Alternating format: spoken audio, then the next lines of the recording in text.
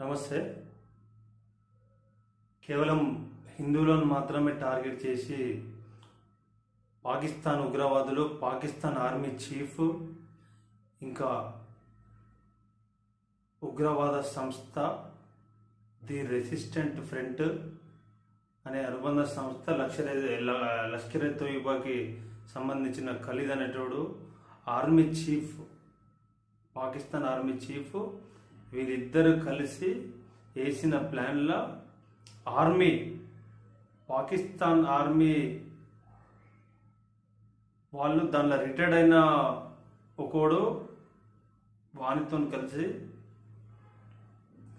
నిన్న కేవలం హిందువుల మీదనే వాళ్ళ ప్యాంట్ ఇప్పి కేవలం మగవాళ్ళనే చంపినరు ఉగ్రవాదులు. 5 మంది కలిసి ఇప్పటికీ 28 మంది చనిపోయినరు, 20 మంది వరకు ఇంకా గాయాలతో ఉన్నారు. ఈ ఉగ్రవాద సంస్థలు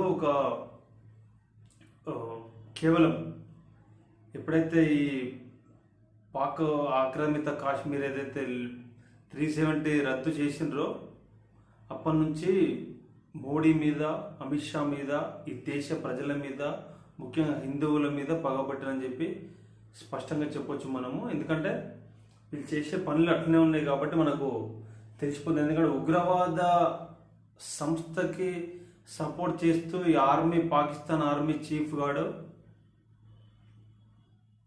అట్లనే వాడు ఖలీద్ అనేటోడు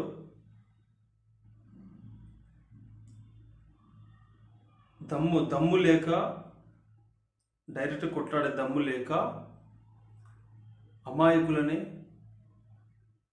యాత్రకు వచ్చిన వాళ్ళని,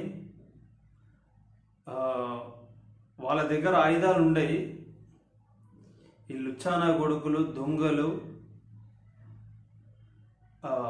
డూప్లికేట్ నోట్ల దందాగాళ్ళు, ఆర్మీ చీఫ్ కంతో సహా మనం చెప్పవచ్చు 100% కూడా. ఎందుకంటే వీళ్ళు చేసే పనులు అట్లనే ఉన్నాయి.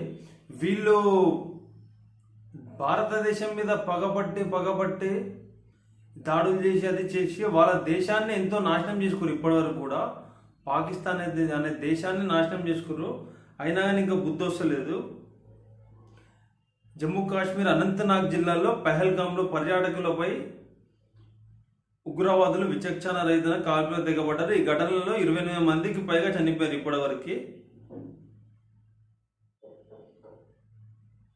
ఇది చూసుకుంటే ఇది కేవలం పిరికి పంది చర్యలానే ఉండే దొంగల ముఠాగాళ్ళు కేవలం మన ఆర్మీతోని